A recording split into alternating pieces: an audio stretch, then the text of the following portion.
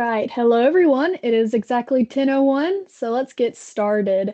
Welcome to today's webinar, Ghost Mode, Taking Back Your Digital Privacy. In this webinar, we will discuss how your information is being sold to other companies and how easy it is for people to just look you up on a quick Google search and find out your personal information. We will also explain how you can delete your information from the internet and take back your digital privacy. I'm your host, Alina Atkins. I'm the Growth Marketing Manager here at Netronom. As we get started, just a few housekeeping items. This webinar is being recorded and you will receive the recording tomorrow. And also, please feel free to ask questions at any time using the Q&A feature at the top of your screen. We will have a dedicated Q&A session at the end of the presentation. Now, let's meet our speakers for today's event. Don Peel is Netronom's Cybersecurity Operations Manager. He retired as a 21-year captain from the Charleston Police Department with 18 years of management and leadership experience. He also has 14 years of IT and cybersecurity experience. Zane Earlywine is our account executive at Netronom with 4 years of experience in this role. He has served in the West Virginia Air National Guard for over 8 years and still currently serves in the 130th Airlift Wing in Charleston. Paul Page is our solutions engineer here at Netronom. He brings over 30 years of IT industry experience and 16 years of dedicated service at Netronom. So what we're going to do with this webinar is it's going to be more of a panel discussion where I'm going to ask each of our speakers questions in regards to digital privacy. And I'm going to start with the first question with Dawn. So Dawn, as we're talking about digital privacy, what are the basics? What does digital privacy mean? And why is it important for individuals and businesses? Well, we could start with kind of giving a little definition of what digital privacy actually is. And, it refers to the protection of both, your personal or your sensitive information. It's important to you or to as an individual or important to a company.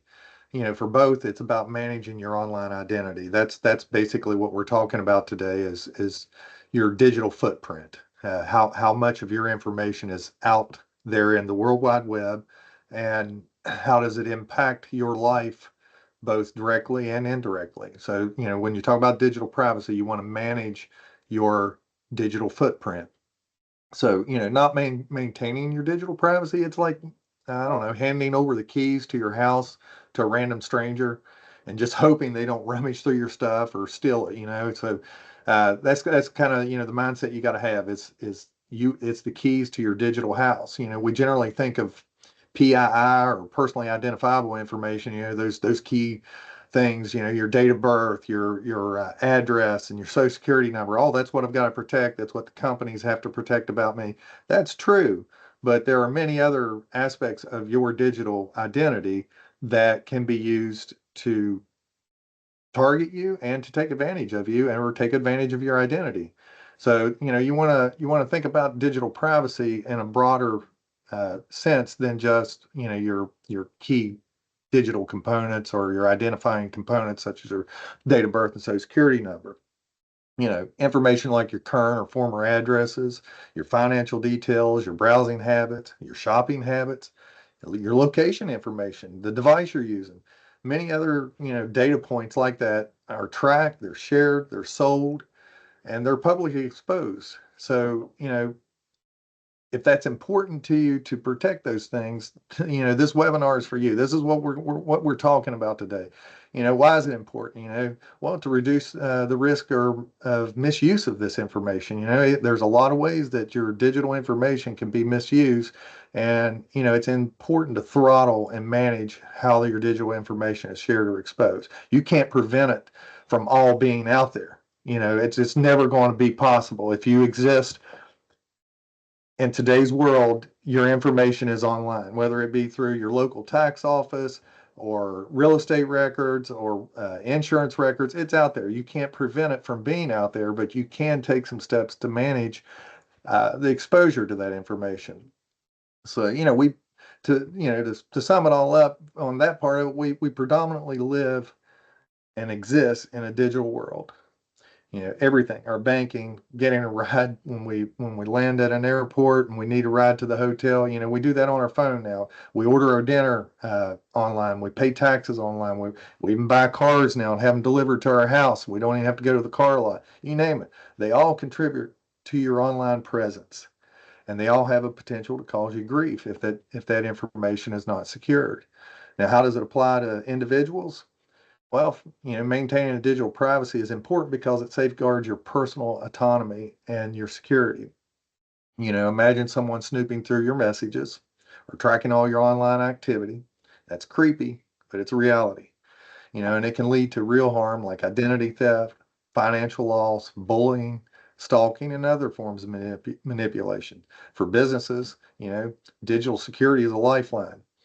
Customer trust centers on a company's online reputation. You lose that, you lose your customer loyalty, you lose revenue, and you lose future customers. So, it's very important that a business also maintain their digital privacy and at least manage it. And failing to properly manage a company's online presence is, it can lead to breaches. It's not just about the information being out there. It can lead to breaches, and breaches can result in legal troubles and fines and stolen trade secrets, any of which can destroy a company's competitive edge. Great. Thank you, Don. Mhm. Um, Zane, as Metronome's account executive, you visit several businesses throughout the Appalachia area. Have you noticed that most businesses make digital privacy a priority, or do they seem to neglect it? Yeah, it's a good question. But yeah, through the past 4 years of doing this, I've had the opportunity to meet with a lot of different companies and organizations. And there's an unfortunate answer to that question, and that is definitely that majority of these organizations, these businesses, the digital privacy, like it's just not even something people talk about. It's completely neglected. And really, we just need to start having a conversation about it. Like we walk into a lot of places and employees, they get to do whatever they want to on their computers there at work. There's no real access management. We walk around and there's a ton of employees who have like free games like Candy Crush installed onto their computer. Now we know, of course, that nothing is truly free, whether it's a free game, free software. If it's free, you're paying some sort of price, and that price is that they are constantly tracking your transactions and everything you're doing on the internet, not just on that application or on that piece of software. They are tracking all of your movements throughout the internet and everything that you're doing. And then also just making sure that we don't have cross contamination. You'll probably hear this a few times today, but it's a key term for everybody to understand. And what we mean by that, this is kind of explaining what I mean by that, is like using your personal computers for business. Shouldn't be doing that. Some places they'll be using personal emails for business, whether it's their sales rep, their accounts receivable, HR, whoever it is. They are using their personal Gmail or Yahoo accounts for their work in the company. We don't need that. And then also, accessing personal bank accounts, online shopping, and ultimately, we just need to have the understanding for ourselves and also for anybody we work with. Unfortunately, a lot of companies and organizations don't have a Don to tell them this or explain it to them. But we need to make sure that everything that we do for work, we do with a work computer, our work email, and we leave everything work over here. And then personal stuff, we leave over here. Whether if we're at home using our personal computer, we're not doing our business work with our personal computer at home. And we're not doing personal stuff with our work computer at work. So at the end of the day, make sure work is at work with our work assets and our personal stuff is done at home or with our home assets. So if everybody can understand that, that's going to get rid of a lot of this cross contamination, where a lot of this digital privacy from your personal digital privacy can kind of bleed over into the privacy of your workplace. Don, I'm going to go back to you with this third question. What are the most common threats to digital privacy, and how can individuals recognize them? Hmm. Well, there's a lot. So let me just break it down into three categories that can encompass a lot of the different threats, and then I'll touch on each one of those a little bit. So uh, as far as I've recognized, three of the most common categories of threats are spying and tracking, invasive nuisances, and fraud. So, for spying and tracking, that's used for targeted advertising, internet usage control, government intrusion, and data harvesting. Not all these things are bad. I'm not saying that. Uh, you know, uh, I'm not here to say, set your hair on fire. Everybody's spying on us. It's terrible. But some of these services through spying and tracking are necessary. But what we're talking about is again managing and controlling how your data is being exposed and tracked so it doesn't get misused. So how's spying and tracking useful? Well, it's useful for personalized experiences. Maintaining customized preferences for your favorite websites, or when you're using apps like the weather app. The weather app needs location services to know where you are to give you the proper weather for that area. For locating the closest Starbucks, if you're traveling and your favorite place to stop for coffee is Starbucks, you can use that app, and it uses location services as get off at the next exit. Those are enhanced experiences or personalized experiences that you're trading some of your privacy for those capabilities. Your shopping history, you can pick up where you left off. You log into Amazon, and sometimes they'll shoot you an email and say, hey, we noticed you were shopping for this, and you're like, oh yeah, I need to get that birthday present for my niece or nephew. um, those are convenient things that you can get from tracking and the way the websites and the companies keep track of you. But like I said, there's generally a privacy price you pay for these conveniences, and Zane and Paul will, talk about this a little bit too. But it's difficult to know when and how this information has been collected. You ask, how can we spot it? Tracking is difficult because it's done in the background. The best way to know how websites and apps are using your information is to read the privacy statements and read the terms of use before you click accept or continue.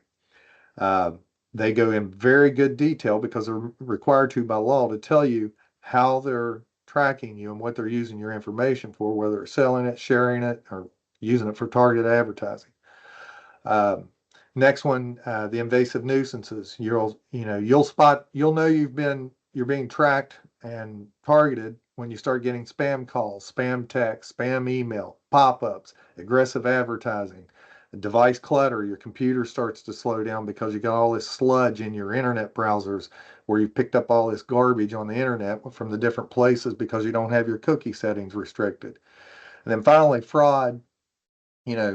This generally will result from data breaches, publicly available information, and data brokering. It's hard to detect as well as it's happening. So it requires proactive measures such as not oversharing your information, opting out when you have the opportunity to share your information with companies, and monitoring your online presence and just reducing your digital footprint in general. And some quick examples of some of the fraud that we see a lot of. Number one right now during tax season is fraudulent tax returns. They have your information, and then they take your information that they've gotten from a data breach or some broker or whatever, and they file a return in your name in an attempt to get a return, or not a return but a refund that should be coming to you. They can apply for credit in your name. They can send fake invoices to a company from you. Say that you work for Netronom, and now I want to send and I know that so and so is a Netronom customer. I can send an invoice from Netronom to that company and try to get paid. Set up fake utility accounts, set up government benefits. This applies to individuals and businesses. A lot of businesses rely on grant money.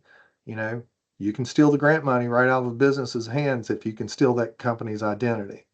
And then finally, another big one that, through this career and my law enforcement career, I noticed was people will apply for driver's licenses with your information, when their license has been revoked or whatever. And then when they get arrested or get a ticket, that too is also in your name. So those are just some quick examples, but like I said, it's way more vast than that. But those are some examples that pop into my head.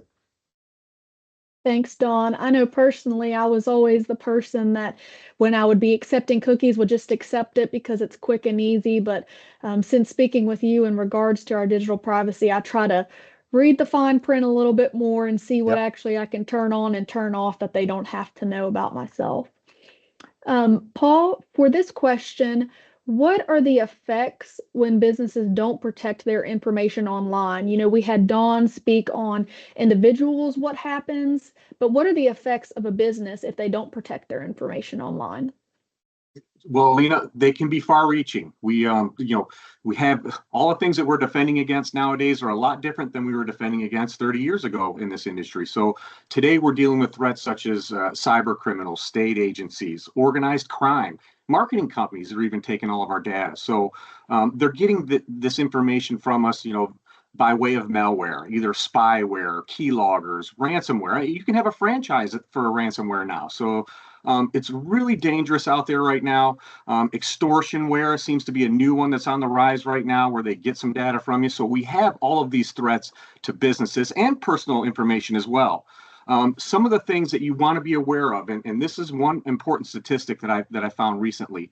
If you have ever been attacked or compromised as a business, you are 70% more likely to be attacked again, a second, third, fourth, multiple times. So it's really important that businesses and individuals take a proactive approach to keeping their data secure. All right. Some of the things that we see that happen, obviously we have intellectual property, we have patents, we have proprietary information, trade secrets can be stolen. So those are really important things that you need to be taking your best effort approach to keeping your data secure, your information secure. We have legal liabilities, we have compliance failures, for HIPAA. A single patient record, if that's breached, that fine can be up to $25,000. So you can imagine that your entire patient catalog gets stolen, they can extort you, they can ransom you, and then you face the fines from OCR CMS or one of the other agencies. So in today's world, you've got to have that proactive approach, like I said. Negative effects on reputation and your brand. That's definitely a problem because that can cause you to lose contracts, future agreements, future business. Really a critical thing that you have to be aware of nowadays. Business continuity, production loss. So, you get ransomware, it locks up all of your data. You're not able to complete the work that you need to for that contract or for that agreement. You lose those agreements. So kind of when we're talking about the effects that can happen to businesses, those are some of the things. But if you look at it from a further out perspective, it's really about financial losses. All of those things that you're going to have are going to lead to like a financial loss. So again, I will say, make sure you're taking a proactive approach to keeping your information secure, both on a personal and a business standpoint, for sure. John, I'm going to come back to you with this question. So we're talking about digital privacy, what it is, and the effects of when you don't take it into consideration or make it a priority. But how do companies even collect our information, personal and business? How do they collect our data, and what are the implications for privacy? Okay. Well, once again, I want to say that not all data collection that companies do is bad. Some of it's necessary, but so much of it isn't. And that, companies realize that and they take advantage of the fact that there's not a lot of restrictions or laws in place to restrict how they're using your information when they collect it, but most of the tracking is done online through the services that you use. So, when you browse websites or shop online or, you scroll through social media, they're picking up stuff like your search history, your location, your purchase habits, and, even what you like or comment on social media. All of this stuff is collected, and it's just this big snowball of digital information. It's basically your digital profile that they're building of you. They use things like tracking cookies and web bugs. And web bugs are these little pixels that they plant in your right on your screen that you don't see them. It's just one tiny little pixel on your screen that follows you all over the internet and reports back to that site where you picked it up. It's crazy, and it's done by legitimate companies. And there's stuff like that you hand over willingly too. When you give up your email address or your street address, credit card information. You don't always need to sign up for loyalty cards and apps that are either free or reduced price or just too good to be true. And so all these different services that how do we do this in a it's a world where everything's instant gratification. We can get it right now. It's free for me, so I'm getting it. And so we click accept and continue. Well, that's how they're collecting it. They know that you want it, and you're going to click accept and keep moving. And this information ends up in the coffers of data brokers. And data brokers, they sell or trade the information between companies, and which those companies then use it to enhance their insight into your digital profile. And they also sell the information, and right out on the internet for anybody to get. And they'll even give you free samples of the information so you can see how good they are. And you can collect anything on just about anybody. Privacy wise, it's a mixed bag. On one hand, it can make life convenient, like I've said, but the downside is you're losing control over who knows what about you, and that's what these companies are doing. So your habits, your preferences, and all these different things that you didn't expect to end up into the hands of certain peoples like marketers, hackers, stalkers, and the government. Which I worked for the government. I can tell you they spy on you too, and it's not a conspiracy thing, but they use a lot of these resources. So most people just don't read the privacy statements. I'll preach on that. I preach on it when I'm meeting with customers. When you're entering into contracts and agreements with vendors, read those statements, read those terms of use, and then you'll be more educated about whether or not you want to make that decision to deal with that company. Great. Thank you, Don. Zane, how could the exploitation of someone's personal data actually affect a business? Yeah, so there's definitely more than one way. But one of the key ways, once again, is this cross-contamination. And when I speak of this time, we're talking about like passwords. So we don't want to use the same passwords that we use for all of our personal accounts, whether it's, Netflix, personal banking accounts, our personal email accounts, whatever it is. We don't want to use those same passwords for our personal lives as we do for our business life. And there's some tools out there that can help make that not as cumbersome, because I know everyone has a million passwords anymore. And the key reason why we want to do this is because your personal information is everywhere. There's literally just a treasure trove of information on you, on your family members, on everyone. Whether that's using some like people search sites like People Finder, where you can figure out exactly where people live, who their family members are, and all that personal information that's kind of scary to know that's out there. But also we think about Facebook. Your birthday may be on there. You doesn't take long to figure out maybe when your anniversary is, or when you got married, your children's names, your favorite colors, your first car, when you graduated school, all of these key dates and information that people sometimes, and very much so, use for their passwords. So if they're able to figure that out, and not only will they figure out that part of the equation, far as logging in to whatever application or system as they have figured out the password, but then also they might get asked like a security question after that, like, what's your mother's maiden name? Well, if that information is on Facebook, which for a lot of people, it's not hard to find. You can figure out somebody's mother's maiden name pretty easily on Facebook. So now they can answer the security question.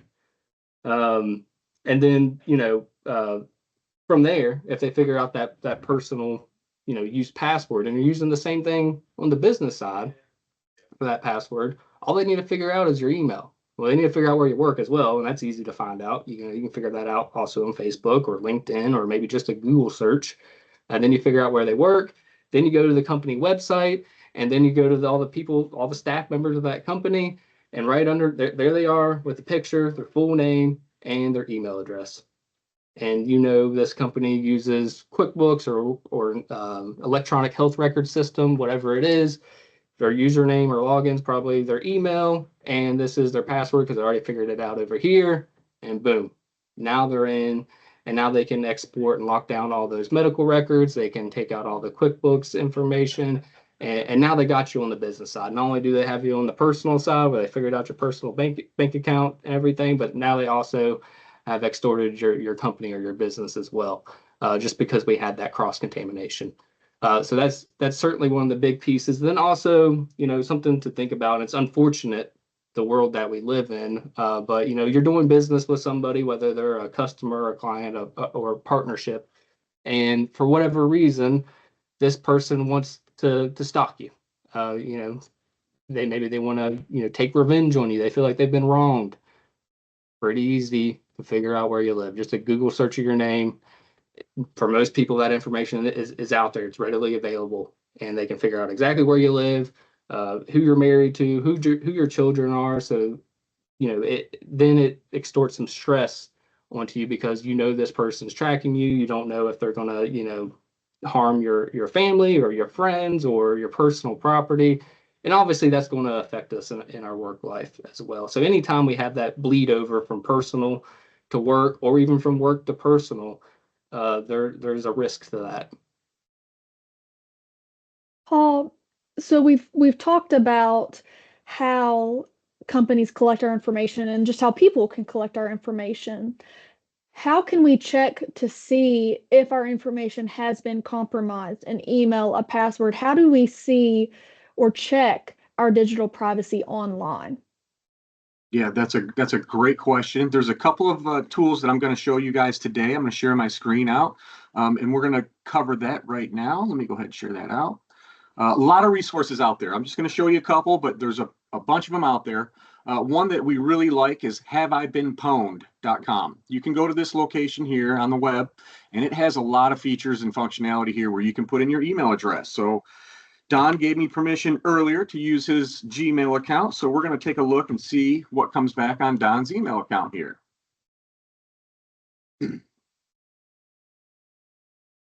So this is going to give us some information if this email address was ever found in a data breach. And so these breaches are very similar, like when Target gets hacked, or Amazon gets hacked, and maybe they send you a letter, maybe they send you an email and tell you, hey, our systems were hacked. We believe that some of your information was stolen during that time. We want you to be aware of it. Remember, if you ever get anything in the mail that comes back, maybe a class action lawsuit or anything of that nature that says you were involved in a data breach in some way or another, and if they offer any free credit monitoring services, like the last one that I had, I believe was Amazon. My information was leaked, my personal info, and they allowed me to get with TransUnion or Experian for 1 year of credit monitoring, which means they're monitoring everything that happens on your credit and making sure these threat actors, these cyber criminals, have not used my information to try to open accounts or try to purchase something of that nature. So if you ever get those, take advantage of them. But you'll see here when I look at the Gmail account, it tells me 5 data breaches were found. So we see that, MyFitnessPal was infiltrated and data was stolen from them. This gives you a good idea of what was taken, and allows you to take some action. If you had your Advanced Auto and you had a username and password set up there, you would want to make sure that you're not using that username and password on any other sites that you have, right? So this is a good tool to come in here and check your username, essentially your emails, to make sure that they have not been hacked. It also gives you that ability to look at passwords here. So a lot of this site has some good information. I highly recommend it. You can see where you can put in a password. And I'm just going to put in password 1, very common, password 123, a very common password that people use, and generic. And let's just see what that hits. So you can see that password's been seen, nearly 1 million times, which means it's been compromised, which means you don't want to use that password with your accounts. Obviously, password 123, very common. Password 1 or password are even worse, obviously. So make sure that you're using strong passwords, and you're checking your passwords frequently to make sure that they're not compromised. The one other thing that I like about this site is it gives you the ability to notify you. So you can put your email address in here. You can type in, that you're not a robot, and it's going to send you alerts if it finds that your information was breached at a site or possibly hijacked, right? So really good site to look at there. One other tool that Zane kind of touched on this a little bit, that you can go out there and find information about everybody. We're going to look up Jesse Knotts from Los Angeles and just see what kind of information we can find by looking up this particular person. You can see it's giving me a lot of information for Jesse. So this is actually Don Knotts, the famous actor that passed away back in 2006. You can see that it gave us his home address. You can see past addresses. You can see phone numbers that were entered. You can go a little bit further and see some more details. These services are free to some extent, but then, further on, you would have to pay for some kind of subscription or to get further data. Public records and other things are kind of included in that. But really what's important here and what I want you to take away from this is a good place to check and see what type of information is out there about you. Whether your mother's maiden name or her information is out here to helps, these hackers get a hold of your passwords and reset passwords and things of that nature. So really good resource to kind of look at. This one is mostly free. It does have some paid use as well. All right. And then, of course, there's other things that we can do, to kind of protect ourselves, like, signing up with Credit Karma. I use Credit Karma. It alerts me if anybody tries to check my credit. It's real important to have something there, LifeLock or ID Shield. All of those are options out there. And I won't go too detailed into those, but keep that in mind. Those are the free resources that we're kind of looking at to kind of check your identity and see what information is out there for you. Okay, I'm going to stop sharing. Great. Thank you, Paul. That's definitely helps us try to figure out if our information has been pwned or has been accidentally leaked from companies. Yeah, and just in case you aren't aware, sorry, Lena, pwned means owned. It's really just a elite term that we've had that's been around since the 80s. So, just that means owned. They've got you. They've got your information. They've got your password. Or they've got your accounts. That's kind of what it means. Great. All right, we have one more question before we go into the Q&A. So again, the Q&A is pretty quiet right now, so if you have any questions for any of our speakers, go ahead and just pop them up and we'll get to them accordingly. But for our last question, Dawn, this is the biggest reason I think that our attendees are here today. We know a little bit more about digital privacy, the effects of not making it a priority, and we've learned how to check to see if our information has been compromised online. Now, what tools and technologies can we use to enhance our digital privacy? How do we fix what's been broken, and how do we make sure that our information doesn't get leaked again? No pressure. Well, the tools that you can use could be an entire webinar by itself. In fact, it could be an all-day session. There's so many things out there, and this is the part of what I do that personally that I like, because to me it's like a game to go up against the data brokers. And so I'm sharing my screen now. Do you guys see free credit report file your for free? Okay, so one of the first things I want to mention about managing your digital identity is there are free tools and there are paid tools. And there are free services and there are paid services. So I'm going to talk a little bit about those. What I do is I use a little bit of both for my personal identity. It's totally up to you. Some people don't have the time to mess with this stuff, but it's still worth paying some third party to help you keep it up to date and managed well. So we'll start with freezing your credit. I think that's one of the most important things. I don't care who you are. Your data has probably been leaked, and go Google data breaches. Go Google national public data. And I shouldn't even say Google because I use DuckDuckGo, but it's a common term. But anyway, national public data alone leaked the names, addresses, dates of birth, social security numbers of nearly every American in the United States in a breach. That means that information is now on the dark web, and that is confirmed, and that information can be used to file for credit and apply for credit in your name, to do those tax returns in your name. So I think that it's the best thing you can do is to freeze your credit with all three bureaus. What does it cost? Absolutely nothing. Now, when you go on the credit bureau's website, they're going to try to sell you credit lock, which is a paid service. They do some of the stuff that we talked about for you. It's not that in depth, but where I'm concerned is just keeping your credit out of the hands of scammers. So you can freeze it for free. Here's Experian. They have you got to set up an account. That's free.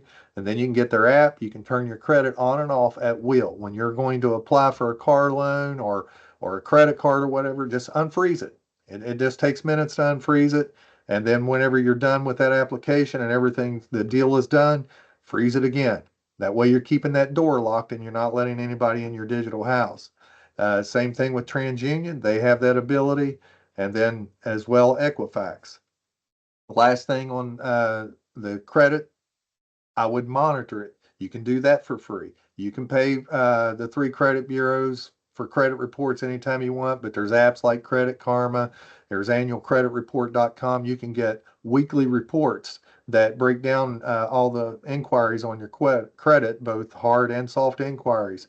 You're not going to get your FICO score, but you can get that once a year from all three bureaus as well for free, where it's your entire credit history and credit report, just like the organizations get when they run your credit.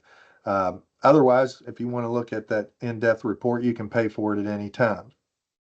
I'm sorry I'm going fast, but there's a lot to unpack here in regards to what we've been talking about. So this next thing is I want to talk about deleting your information from the internet. This is one of the things to me is like a game. I do most of this on the free side of things. I go to these data brokers. There's hundreds of them. The site that Paul used to pull up Don Knotts was an example of a data broker. Not only can you check your information there, but you can check information on anybody. And I don't advise going in on politicians and political people or celebrities and people like that, because like I said, the government's watching what you're doing too, and you might trigger some red flags. But it's you can go on those sites. They generally keep it hidden from you and opt out of them having your data for sale online, and they will remove it. There's some hoops to jump through with verifying your email and everything, but they will remove it. That can be very time consuming. Like I said, there's hundreds of those sites, but there's services like Optry, Incognito, Delete Me. These sites, these services, they will ask these data brokers on your behalf to remove your name and your information from their site. Once they've done that, these brokers still go back and crawl public databases and free information on the internet to get your information again, and then it's right back on there. What these paid services do is they continuously crawl the data brokers and put those opt-out requests in on your behalf. That's about $4 a month with this one, but they also offer a free tier of things that they'll do for you. Last thing is I would recommend highly getting a VPN, not a free one, but one of the ones that you pay a yearly or monthly fee for. This is the one I use. I keep it on my cell phone and my internet devices at home. Everything I do is encrypted. That way the internet service providers aren't spying on me. Government can't see what I'm doing. Not that I have a lot to hide from those people, but it's my information and I want to keep it private. And that's the way I do it. There's other VPNs like Nord and Surfshark. They all do a good job. I just prefer ExpressVPN. I've tried a couple and that's the one that I prefer. So I don't want to take up too much time. I want to leave time for questions. As you can see, I've got a lot of other tools over here, but well, I will say the one last thing is browsers. And I would recommend a browser like Firefox, Brave, or DuckDuckGo. They all come designed out of the box for privacy, unlike the other popular browsers that are out there. DuckDuckGo also has a search engine, which is my default search, just for not being tracked. Google tracks everything you do, and when you search for something on Google, that gets shared with everybody. And I think that pretty much sums up some really cool tools that you could look at. There's a lot more, like I said, feel free to ask about any others that you might be interested in. And I'll see what I can do to answer that. Thanks, Dawn. And also, just for our attendees, we will be sending out a cheat sheet that has all of these different links in it. That way, we know that it's a bit overwhelming, and this will give you more information on these. All right, we do have a question, and any one of you can answer this. If I was a business owner, what should I make the rules be for my employees' use of their work computers? We got just a few minutes to answer this question. I can take that one, Alina. So the first thing you want to have as a business owner is you have to have a computer use and abuse policy. You have to have all of your employees attest to that use and abuse policy. That policy should have verbiage in there that's related to not using our internet or our computers for nefarious reasons. It may restrict social media and say you can't visit these sites during work hours. You want to have a system in place as well that filters kind of your content. So one of the biggest ways that these hackers are getting to us is browsing the web, right? So we want to have what we refer to as a firewall, a next generation firewall that's actually looking at where your staff members and your employees are going on the internet, and making sure not that staff members are, going to do it deliberately, but they may accidentally click on the wrong thing. We want to make sure we have some systems in place that catches that accidental click and stops them from going to those bad websites. But the use and abuse policy is mandatory. Got to have that. Perfect. Thank you so much. So we just want to thank you all for joining us today and hope you gained some insights on how to protect your information online. I did add our speakers' email addresses in the chat function. If you guys have any more additional questions you'd like to ask, or you think about one here in a little bit, feel free to email either of them, and I'm sure that they will be happy to answer you. You'll be receiving an email again with the survey about this webinar topic. So you'll be receiving an email with the webinar, and we will have a survey link at the bottom if you wouldn't care just to fill that out for us. That way we can figure out what topics you like to learn more about. And again, be on a lookout for our next webinar for March. We will be discussing the topic here soon. So once again, we want to thank you all for joining us today, and we hope you have a great rest of your day.